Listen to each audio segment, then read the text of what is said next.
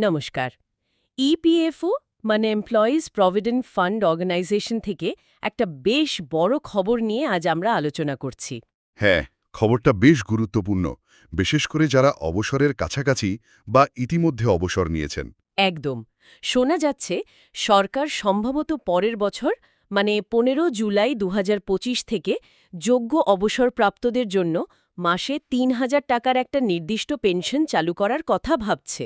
হুম।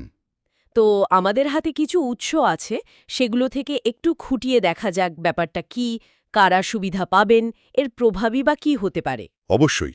এই নির্দিষ্ট অঙ্কের পেনশন মানে ৩,০০০ টাকা, এটা কিন্তু অনেকের কাছেই একটা বড় ব্যাপার, কারণ এতে একটা আর্থিক নিরাপত্তা থাকে। ঠিক, বাজারের ওঠানামার উপর নির্ভর করতে হয় না। তো চলুন উৎসগুলো ঘেটে দেখি এর খুঁটিনাটি, মানে যোগ্যতা, সুবিধা, আবেদন প্রক্রিয়া এই সব। আচ্ছা, প্রথমেই সুবিধার কথায় আসি।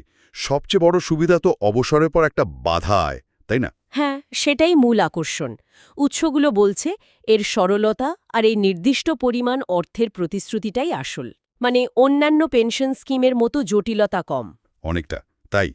যেখানে অনেক স্কিমে রিটার্ন নির্ভর করে বাজারের ওপর, এখানে সেটা নয়। একদম স্থির ৩,০০০ টাকা। এটা মানে বাজেট করতে খুব সুবিধা হয় অবসরপ্রাপ্তদের জন্য। ঠিক, আর কিছু সুবিধার কথা বলা হয়েছে, যেমন ধরুন আবেদন প্রক্রিয়া বা চার্জ এসব নিয়ে। হ্যাঁ, বলা হয়েছে আবেদন প্রক্রিয়াটা বেশ সহজ হবে। কোনো হিডেন চার্জ বা লুকানো খরচ থাকবে না। আর এটা নাকি অর্থনীতিতেও কিছুটা সাহায্য করবে। অর্থনীতিতে কিভাবে? সম্ভবত অবসরপ্রাপ্তদের হাতে নিয়মিত টাকা এলে তাদের ক্রয় ক্ষমতা কিছুটা বাড়বে সেই দিক থেকে। আর হ্যাঁ, এটা কিন্তু বর্তমান ইপিএফও সদস্যদের জন্যই প্রযোজ্য হবে। আচ্ছা, বেশ। এবার তাহলে যোগ্যতার শর্তগুলো একটু দেখি। কারা এই সুবিধাটা পেতে পারেন? হুম।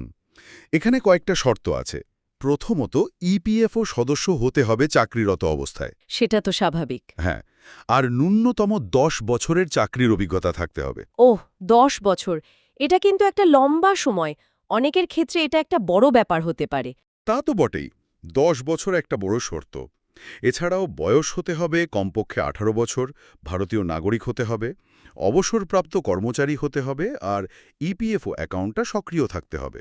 আচ্ছা, মানে এই সবগুলো শর্ত পূরণ করতে হবে? হ্যাঁ, উৎস অনুযায়ী এই সবকটা শর্তই পূরণ করা দরকার এই নির্দিষ্ট পেনশনের জন্য। বেশ, বোঝা গেল। এবার আবেদন করার প্রক্রিয়াটা, এটা কি পুরোপুরি অনলাইন? আজকাল তো সবই অনলাইনেই হচ্ছে। হ্যাঁ, উৎসগুলো বলছে প্রক্রিয়াটা মূলত অনলাইনই। ইপিএফও পোর্টালে যেতে হবে। নিজেদের আইডি পাসওয়ার্ড দিয়ে? হ্যাঁ, ইউজার আইডি আর পাসওয়ার্ড দিয়ে লগ করে পেনশন স্কিমের যে সেকশনটা আছে সেখানে